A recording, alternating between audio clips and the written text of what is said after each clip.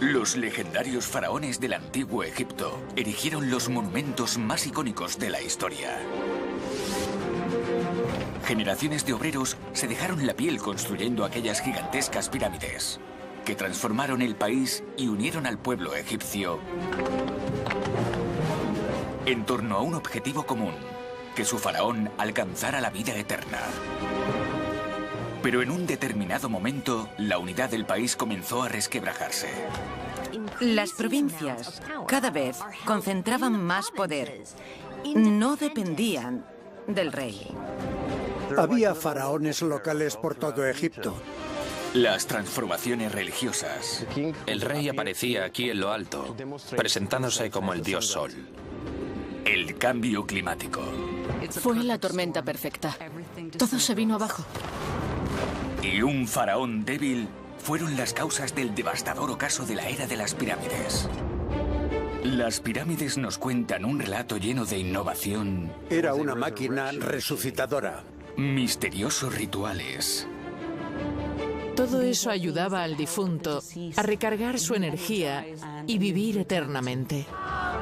Trabajo extenuante e intrigas palaciegas que nos descubre los secretos mejor escondidos de los faraones. Cada momia es distinta, nunca sabes lo que te vas a encontrar.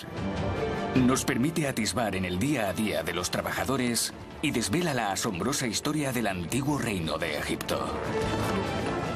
No es solo que el antiguo Egipto hiciera las pirámides, sino que las pirámides conformaron el antiguo Egipto.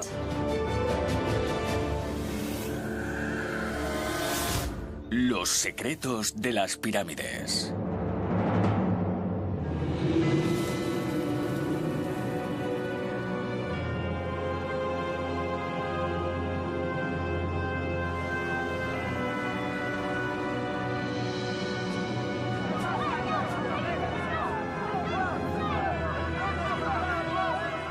En el 2150 a.C., un faraón débil y envejecido gobernaba Egipto. Su nombre era Pepi II. En todo el reino, el pueblo comenzó a rebelarse contra un rey que había perdido el favor de los dioses. Llevaban varios años de cosechas malogradas. La gente tenía hambre. Se fraguaba una revolución. Pepi II no lo sabía, pero él sería el último faraón del antiguo reino.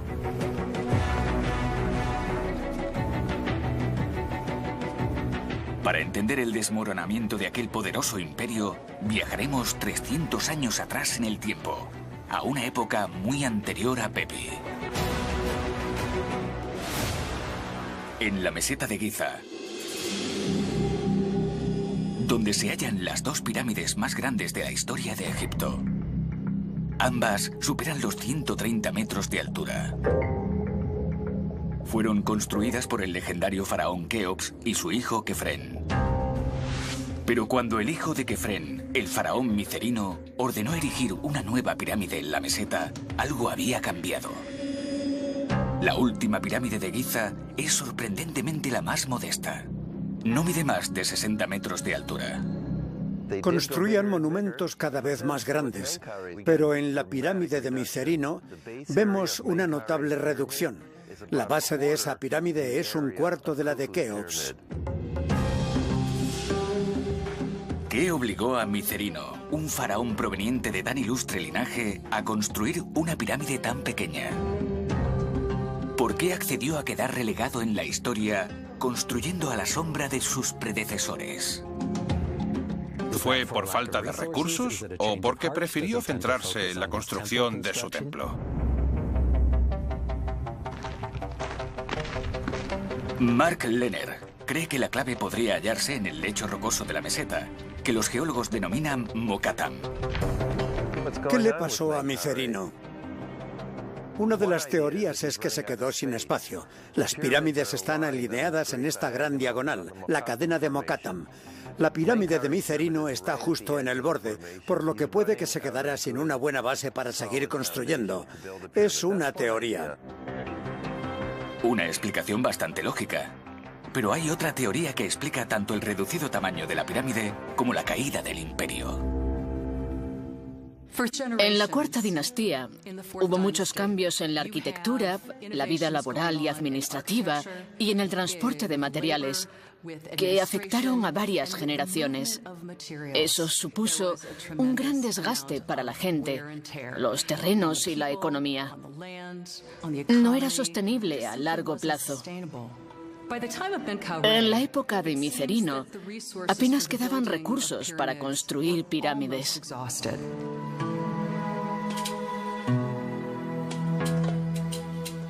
A Micerino también le preocupaba no tener tiempo suficiente para terminar su pirámide. Para construir una base como la de Keops o Kefren, hay que confiar en que vas a vivir muchos años. Puede que él creyera que no iba a durar mucho en el trono. Hay indicios de que Micerino compensó la reducción de tamaño con estilo. Los restos de rocas rojizas a los pies de la pirámide nos indican cuál fue su plan. Revistió el tercio inferior del monumento con lujoso granito rojo. El granito que Micerino usó en su pirámide provenía seguramente de Asuán, que estaba muy lejos, en el extremo más meridional de Egipto. Así que la pirámide de Micerino era más pequeña, pero se construyó con roca mucho más cara, que tuvo que ser transportada hasta la meseta de Giza. Y tal vez el rey hubiese querido recubrir más de un tercio de la pirámide. Algunos creen que quería recubrirla entera de granito rojo, lo que habría sido muy poco habitual. Puede que creyera que con un tiempo y unos recursos tan limitados era mejor centrarse en dejar bonito su exterior. Pero tampoco pudo hacerlo. Micerino murió sobre el 2440 a.C. Micerino fue el único de los 3 reyes enterrados en Giza que murió antes de terminar su pirámide. Su hijo y sucesor Sepseskaf tuvo que acabarla a toda prisa y parecía que tenía otros planes. En el momento en el que decidió construir su propia pirámide, rompió con la tradición. Construyó a unos 20 kilómetros de Giza, en Saqqara. Pero no hizo una pirámide, sino un mausoleo plano y bajo llamado mastaba. Así eran las tumbas reales antes de la era de las pirámides. Sepseskaf fue el último faraón que formó parte de lo que los historiadores llaman dinastía, una familia en la que la monarquía se hereda por lazos de sangre. La era de los grandes constructores de pirámides comenzó con Zoser a principios de la tercera dinastía. Y terminó con Sepseskaf, el último faraón de la cuarta dinastía. La cuarta dinastía llegó a su fin cuando una nueva familia tomó el control de Egipto, y el primer rey de la quinta dinastía fue Userkaf.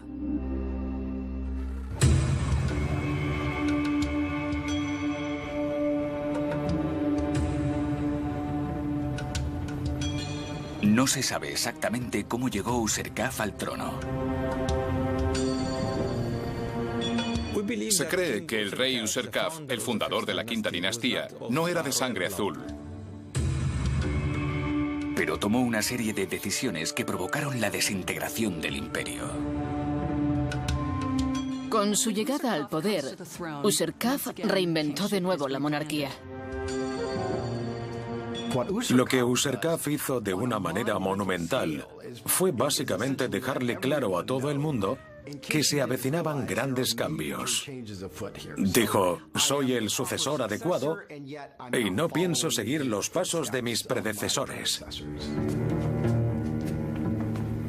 Userkaf se propuso transformar el modelo tradicional de construcción de pirámides.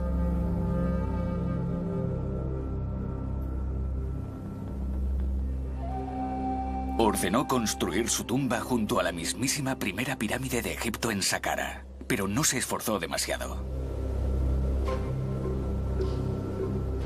Hoy en día no es más que una ruina, un montón de arena y rocas. ¿Pero por qué? ¿Qué cambió?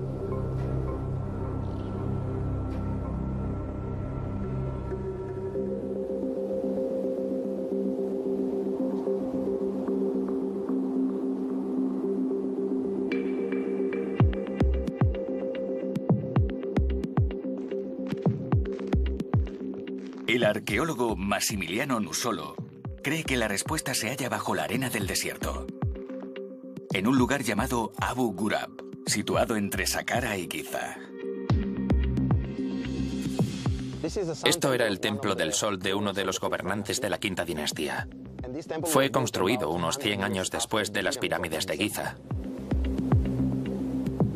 En la quinta dinastía hubo grandes cambios en la arquitectura. Se dejó de construir pirámides gigantes, ya no se hacían esas obras monumentales, pero sí se hacían grandes templos dedicados al sol, y mediante el culto al dios sol se veneraba también al faraón. Durante este periodo, el dios Ra se convirtió en la deidad más importante de Egipto. El faraón Userkaf se proclamó a sí mismo su único y verdadero hijo. Las prioridades de la monarquía habían cambiado, lo que tendría un profundo impacto sobre Egipto.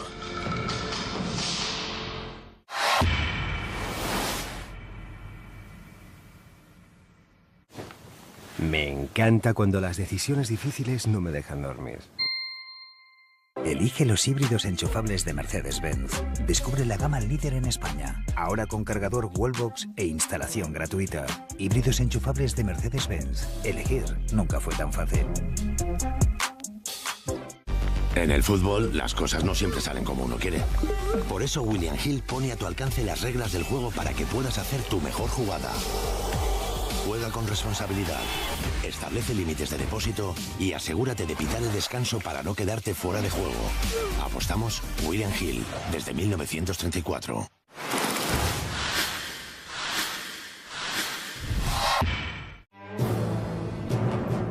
El primer rey de la quinta dinastía de Egipto, Userkaf, renegó de las antiguas tradiciones.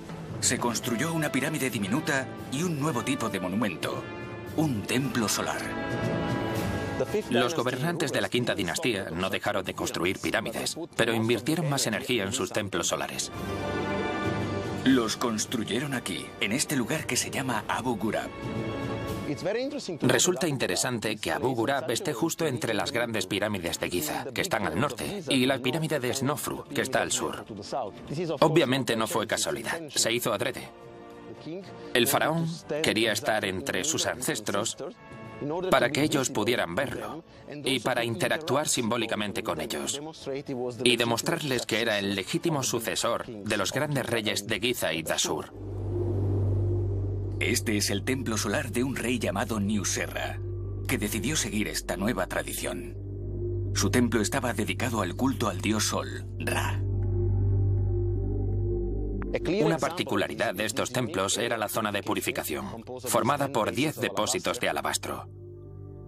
Los sacerdotes vertían agua que se filtraba hasta llegar a una serie de canales excavados en el suelo, que iban de este a oeste, es decir, que seguían el ciclo solar, y recreaban a diario el curso del Nilo, porque en Egipto el Nilo es la auténtica fuente de la vida.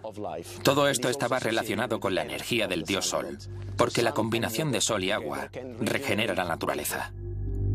Estos depósitos purificadores se hacían a partir de enormes bloques de alabastro, una roca muy apreciada y poco común, que transportaban desde unas canteras situadas a 300 kilómetros de distancia. Los depósitos estaban a los pies del símbolo más importante del templo, el obelisco, cuyas ruinas aún pueden verse hoy en día. Imaginaos que esto era un obelisco, pero no el típico monolito fino hecho de granito. Este obelisco está hecho de bloques enteros, seguramente de caliza. Massimiliano ha encontrado un bloque muy especial que nos ayuda a ver cómo debía ser este monumento. Este bloque es muy interesante, porque es el único que conserva una parte del nombre original del templo, que está aquí. Este templo se llama Sheshapibra. Así sonaba el antiguo egipcio, y significa algo así como el lugar de alegría en torno a Ra. Aquí, donde tengo el dedo, está el jeroglífico que refleja la forma original del templo.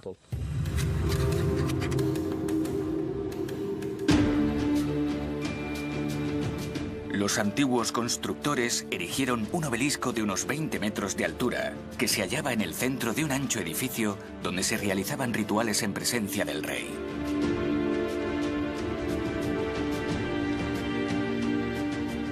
Hoy en día este monumento está muy deteriorado y le da la luz del sol.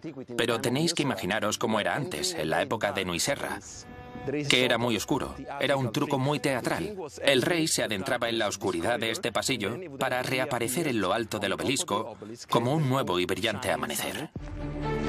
Maximiliano ha encontrado la vía ritual por la que caminaba Nuiserra en las ceremonias más importantes. Los solsticios de invierno y de verano en los días más cortos y más largos del año. Este bloque es el único que queda de los muchos que cubrían el pasadizo interior. En esta cara se ven restos de la decoración original. Un cielo estrellado. Se ve un poco de color azul.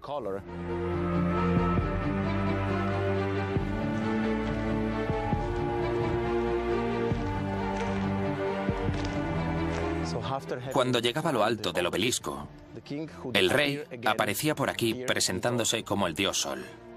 Imaginaos a toda aquella gente reunida abajo alrededor del altar, celebrando la reaparición del dios Sol o del rey haciendo las veces del dios Sol. Un nuevo templo destinado a reforzar el culto al sol, concebido en la quinta dinastía por el predecesor de Nuiserra, Userkaf. Hay que decir que esto no fue idea de Nuiserra.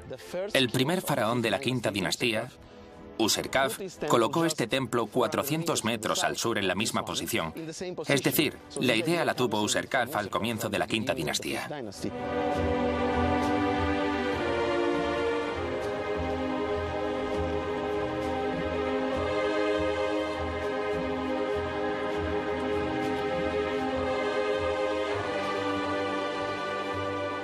La decisión de Userkaf de construir un gran templo solar para darle más importancia al dios Sol Ra transformaría Egipto. Igual que la construcción de las pirámides siglos atrás.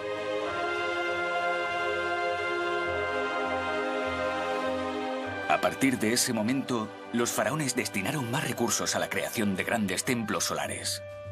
Sus pirámides serían más pequeñas. Y como Userkaf, rendirían pleitesía al sol, fuente primordial de vida. Las pirámides se empequeñecieron, pero los templos cada vez eran más sofisticados. Había más variedad en los materiales, más inscripciones, eran más elaborados. Hay dos formas de entender la arquitectura de Userkaf. Por un lado, se puede decir que destinó recursos destinados a las pirámides a otro tipo de monumento mortuorio.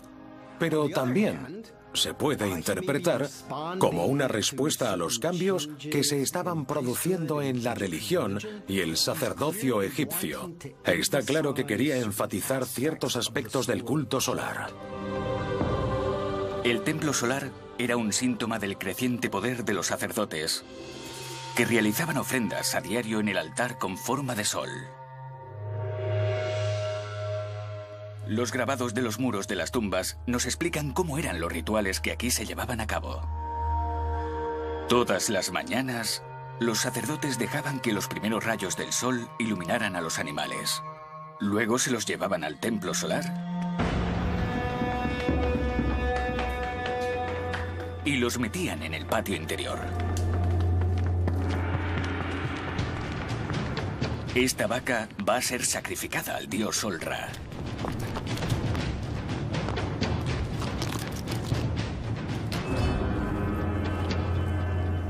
Algunas zonas escogidas y la pata delantera derecha servían para ganarse el favor del dios Ra. Pero los sacerdotes y sus ayudantes se quedaban con el resto. Cada vez había más sacerdotes del culto solar y su poder no paraba de aumentar. Los templos solares dieron lugar a un nuevo e innovador estilo arquitectónico, pero también son un indicador del creciente poder de los sacerdotes y de lo bien que comían. Lo interesante es que parece que se formó un culto al sol separado o paralelo, representado por el monumento solar. La riqueza y el poder comenzaron a estar más repartidos. Ya no estaba todo tan centralizado en la figura del faraón. El faraón cada vez estaba más solo. Él era el único hijo de Ra. Y para convencer al pueblo de su naturaleza divina, se dedicó en cuerpo y alma al culto solar, lo que le hizo descuidar la gestión diaria de su país. En el palacio, el faraón dejó de reunirse con la corte. El rey estaba creando una grieta que acabaría rompiendo el país.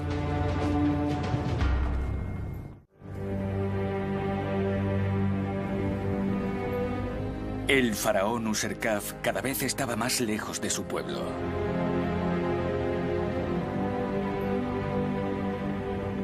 Llegó incluso a negarles a los miembros de la élite gobernante el derecho a ser enterrados con su rey. En la quinta dinastía se produjo un distanciamiento entre el rey y sus súbditos. Fue una época muy distinta a la de las pirámides de Giza. En Giza, una gigantesca necrópolis se extendía en torno a las pirámides de los faraones anteriores, Keops, Kefren y Micerino. Sus familiares y los miembros de la corte descansaban durante toda la eternidad junto al faraón al que sirvieron en vida, lo que les garantizaba la inmortalidad. Los reyes de la quinta dinastía tenían un estilo de vida diferente. Vivían separado de sus súbditos. El faraón se colocaba solo en el centro de este recinto como una representación del hijo del dios Sol. Se recluía, se aislaba para demostrar que era el representante del dios Sol en la tierra.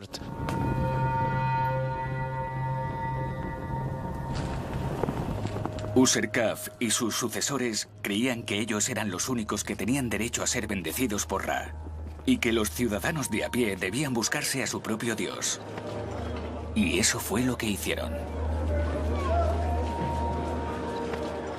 Ese es el motivo por el que en la quinta dinastía aparece el dios Osiris, una importante figura en la religión egipcia. Osiris, el juez de los muertos y el señor del inframundo.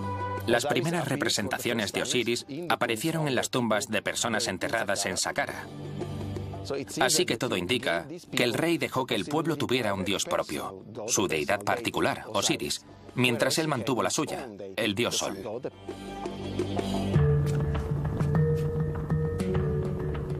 A medida que Userkaf y sus sucesores se fueron distanciando de los asuntos de Estado, la administración del reino quedó en manos de burócratas y funcionarios de alto nivel, la clase creada por los proyectos de construcción de pirámides de los reyes anteriores.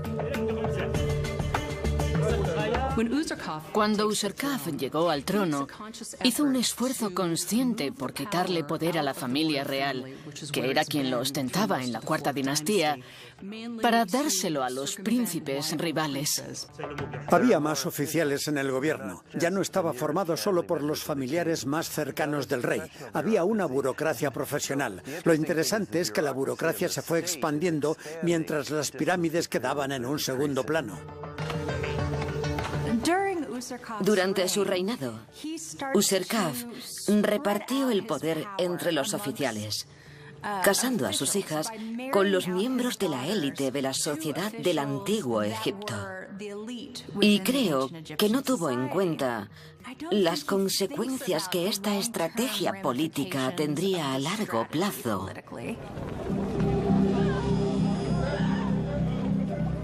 Al ceder parte de su poder y estatus a los oficiales locales, el rey fue perdiendo relevancia para la gente de a pie de Egipto. El cambio iniciado por Userkaf provocó un movimiento sísmico en el poder. Un movimiento que los egiptólogos sacaron a la luz al examinar la tumba de un poderoso burócrata llamado Mereruca.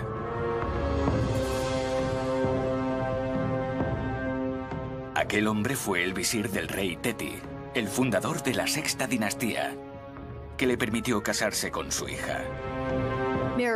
La tumba de Mereruca era una mastaba que estaba a tiro de piedra de la pirámide de Teti en Saqqara. Los relieves hallados en su interior nos dan mucha información sobre su vida. Estos relieves ofrecen un retrato único de la vida de la élite de aquella época. Nos muestran las aficiones de Mereruca: la caza, la pesca Y los momentos de relax con su esposa, la princesa Sesheshet.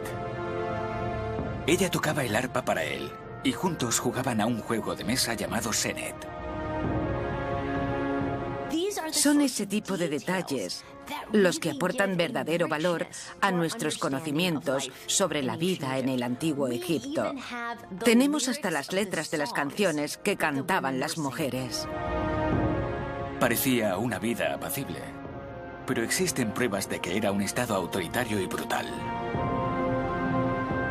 En uno de los muros de la tumba de Mereruca hay varias escenas que narran qué les pasaba a quienes osaban infringir la ley.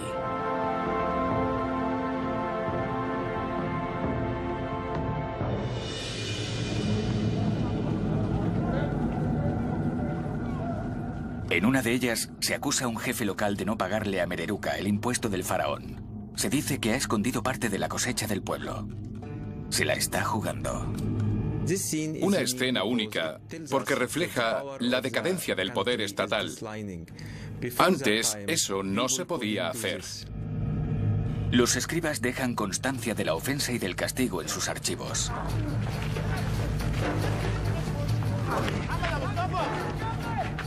El administrador del distrito ordena que lo lleven a una zona pública. Allí, atado a un poste, recibe su castigo delante de todo el mundo. Las inscripciones de esta tumba reflejan el estallido de nuevas tensiones en el país. Egipto estaba dividido en regiones administrativas llamadas nomos. Cada una tenía su propio símbolo. Había 22 a lo largo del Nilo en el Alto Egipto y unas 20 en el Bajo Egipto. Repartidas por el delta, el faraón ya ni siquiera controlaba totalmente la capital, Memphis. Al comienzo de la quinta dinastía, y según nos vamos acercando a la sexta, vemos un aumento en la complejidad de la administración local, lo que hizo necesaria la presencia de un oficial en cada distrito. Y además, ese oficial debía pasar buena parte de su tiempo en ese distrito. Cuando esos oficiales empezaban a centrarse únicamente en su región, en su provincia, se convertían en nomarcas, una especie de gobernadores regionales, provinciales, de los nomos egipcios. Y entonces, ¿qué motivo podían tener para apoyar al faraón? Si era tu familia la que estaba al mando, lo más seguro es que continuara en el poder.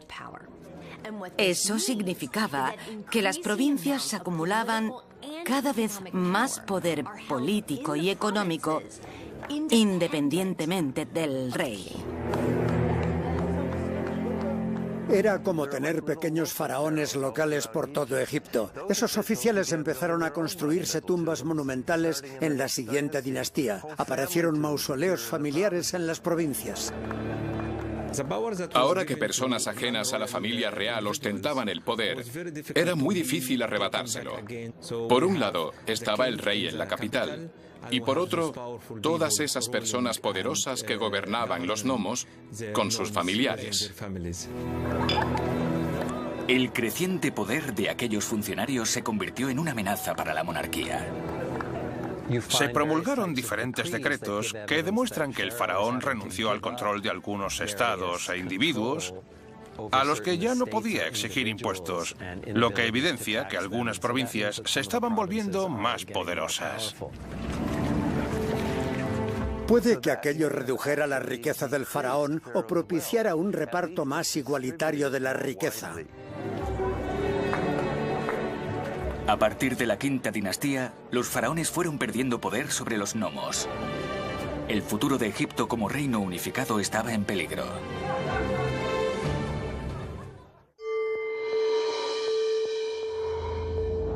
En el antiguo Egipto, la pirámide del rey de la quinta dinastía Unis alberga pruebas del creciente descontento que asolaba a la familia real. Las paredes de la cámara funeraria subterránea del rey están cubiertas de misteriosas inscripciones. Son los textos de las pirámides. Esos textos que decoran la cámara funeraria del rey son instrucciones y poemas que debían ayudar al faraón en su viaje al más allá, donde se convertiría en uno de los dioses de las estrellas circumpolares. Son un conjunto de hechizos diseñados para ayudar al rey a llegar al cielo, a reunirse con los dioses, a salvar los obstáculos que pudieran surgir y vencer a sus enemigos. La orientación y distribución de las cámaras también tenía su significado. El primer ejemplo de esto se dio en la quinta dinastía, con el rey Unis, en Saqqara. Las 3 pirámides de Giza no tienen inscripciones, así que no hay textos de las pirámides. Los faraones de las últimas dinastías vieron que estaban perdiendo el control del imperio y que nada les garantizaba que las generaciones futuras conocieran esos hechizos o los llevaran a cabo. Puede que esa fuese una de las razones por las que grabaron esos textos en el interior de las pirámides. Quizás les preocupaba que dejaran de hacer rituales y ofrendas en su honor. Sin rituales, adiós a la vida eterna. Los primeros fueron los textos de las pirámides, que eran para la realeza. Luego, los textos de los sarcófagos en el Imperio Medio, que también se han hallado en tumbas que no eran de la realeza. Y en el Imperio Nuevo, el Libro de los Muertos. Todos eran recopilaciones de hechizos que debían garantizarle al difunto una dichosa vida en el más allá.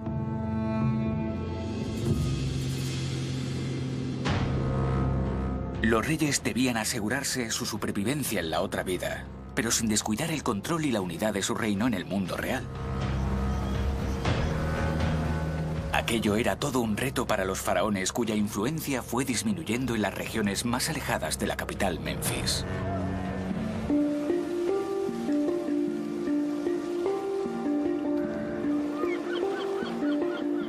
Un reciente y asombroso hallazgo da fe de aquel cambio radical.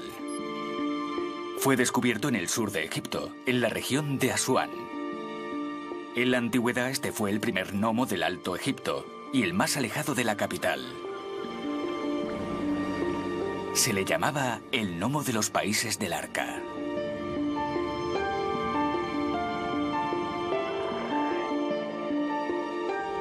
En esta colina situada en la orilla oeste del Nilo, frente a Asuán, un equipo germano-egipcio excava una zona que nunca antes había sido examinada.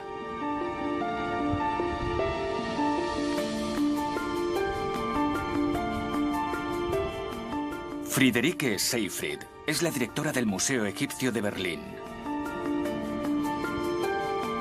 Lleva 4 años excavando la tumba de un dignatario local, el gobernador o nomarca de esta región.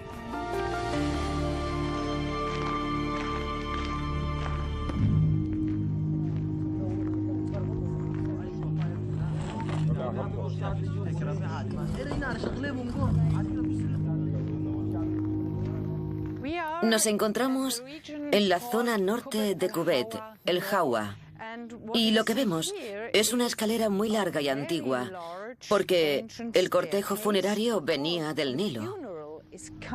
Así que subía por las escaleras hasta llegar a la entrada de esta tumba, que data del final de la sexta dinastía y que pertenecía a una persona llamada Hunis.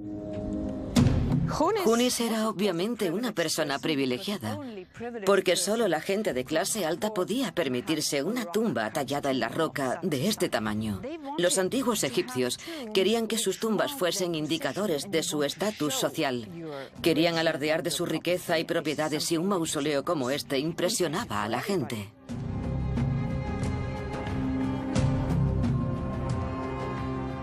La piedra no es de buena calidad. Pero con estas vistas tan bonitas del río Nilo, la calidad de los materiales quedaba en segundo plano.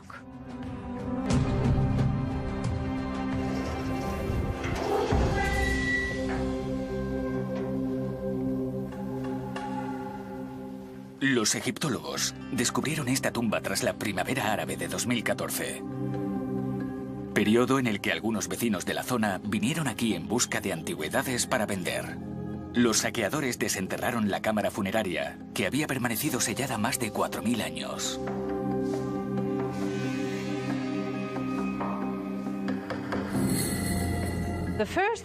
Lo primero que vemos, nada más entrar, son estos 2 pilares, uno a la derecha y otro a la izquierda.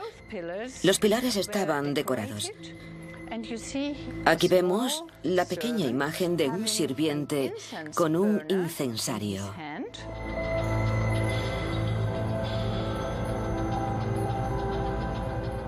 El incienso se sigue usando para purificar.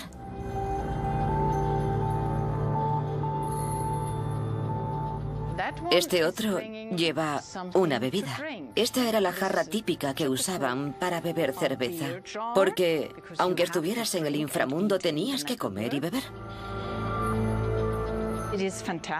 Es genial ver cómo los dos sirvientes van en dirección a la tumba para llevarle las ofrendas a Hunis, que estaba enterrado aquí abajo en la cámara funeraria. En esta sala, los arqueólogos hallaron varios huesos pequeños, pero los saqueadores ya se lo habían llevado todo. Aquí tenemos la segunda fila de pilares y aquí la inscripción con el nombre del morador de la tumba. Aquí vemos su título, Hunis.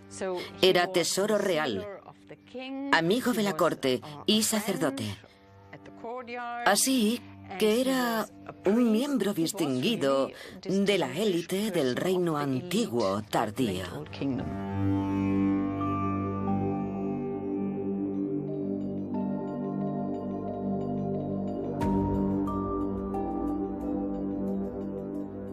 Esta tumba ilustra a la perfección el cambio en las estructuras de poder egipcias. Nos muestra que Hunis se estaba erigiendo faraón regional por derecho propio.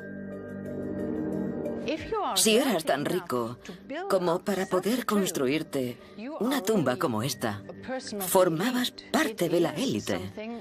Aquí se apreciaba la riqueza de la gente. En Egipto hay muchas tumbas que no tienen ningún ornamento ni inscripciones. Así que cuando llegamos aquí y vimos esas imágenes y relieves en las paredes y el nombre del morador de la tumba, para nosotros fue algo maravilloso.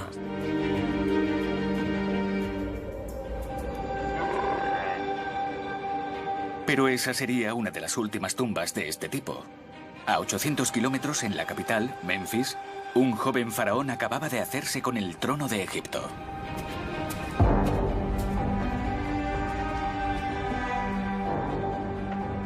Este es Pepi II, y fue durante su mandato cuando el antiguo reino de Egipto llegó a su fin.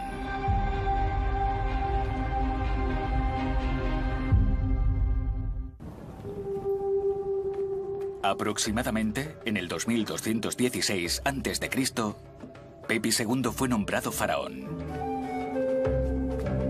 Solo tenía 6 años y gobernaría Egipto durante más tiempo que ningún otro faraón. Demasiado tiempo, tal como se vio a posteriori. Cuando cumplió los 36, quiso consolidar su poder con un gesto simbólico. Pasados 30 años de reinado, el rey organizó un festival para conmemorar el aniversario llamado Heb-Sed, o el Festival de la Cola. El propósito de aquella fiesta era llevar a cabo una renovación de la monarquía. Así que, después de llevar 30 años en el trono, Pepi II renovó su estatus real en aquel festival. Servía para recargar baterías. Era una fiesta en la que el rey demostraba que merecía seguir en el trono.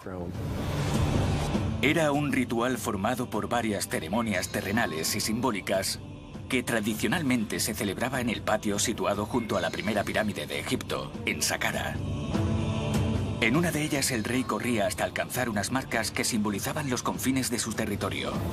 Daba 4 vueltas en una dirección y 4 en la otra para tomar posesión simbólica de su reino.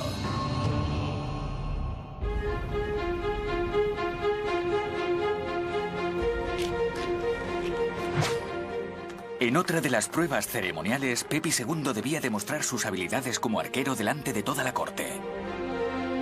Disparaba flechas hacia los 4 puntos cardinales como metáfora de su control sobre el universo.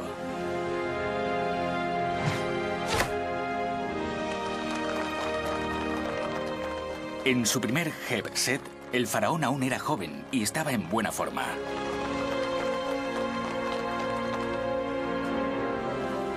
Pero con el paso del tiempo el monarca empezó a mostrar signos de debilidad. Cada 3 años celebraba un nuevo festival, por lo que sin darse cuenta iba mostrando su declive. Los egiptólogos creen que Pepi II reinó al menos 63 años.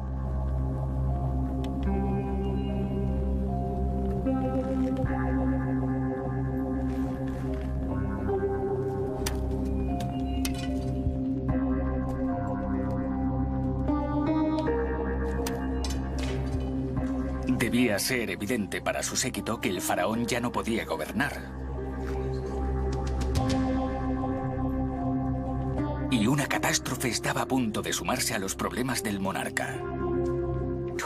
Parece ser que hacia el final del reinado de Pepi II, las crecidas del Nilo no fueron muy abundantes.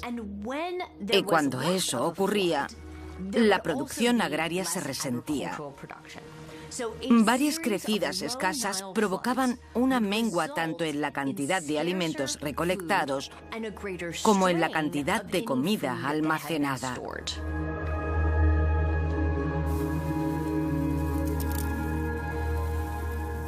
Para el ciudadano de a pie del antiguo Egipto, el rey lo era todo. Era un dios en la tierra, el representante de los dioses. Así que si no había crecidas, el rey era el responsable. El rey debía hacer que llegara el agua todos los años.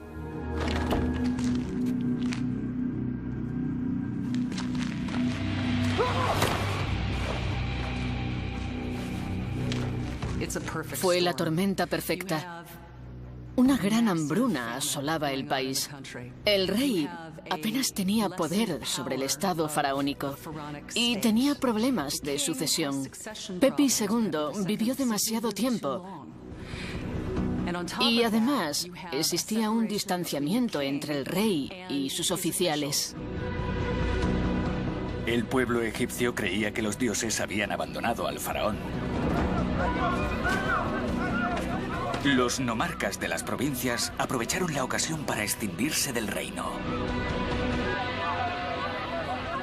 Los ciudadanos dependían de un sistema en el que el poderoso rey redistribuía los impuestos a través de los cereales y alimentos que transportaba por el imperio en épocas de muchísimo estrés, como las sequías. Es decir, se quedaban sin ciertos recursos y en ese contexto, un sistema roto y fragmentado carente de una gestión centralizada era extremadamente problemático. ¿Y qué pasó? Que todo se vino abajo y estalló una guerra civil en la que los pequeños gobernantes lucharon entre sí y contra el faraón. Aquella todopoderosa figura de la era de las pirámides se desvaneció en las sombras.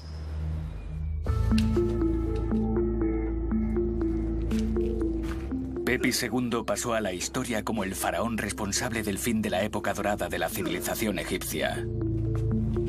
La que hoy en día se denomina Imperio Antiguo o Era de las Pirámides.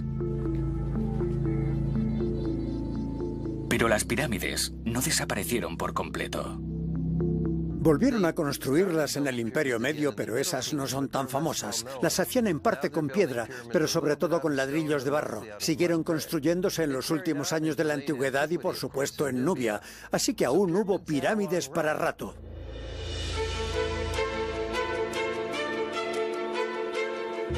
La fragmentación del país y el ocaso del Imperio Antiguo no pusieron fin a la civilización egipcia. Pocos siglos tras el reinado de Pepi II, Egipto se reinventó. Nuevos faraones unieron los territorios del norte y el sur.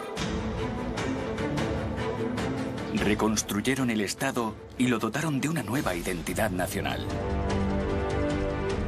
Estos nuevos faraones dependían de los increíbles avances de sus predecesores.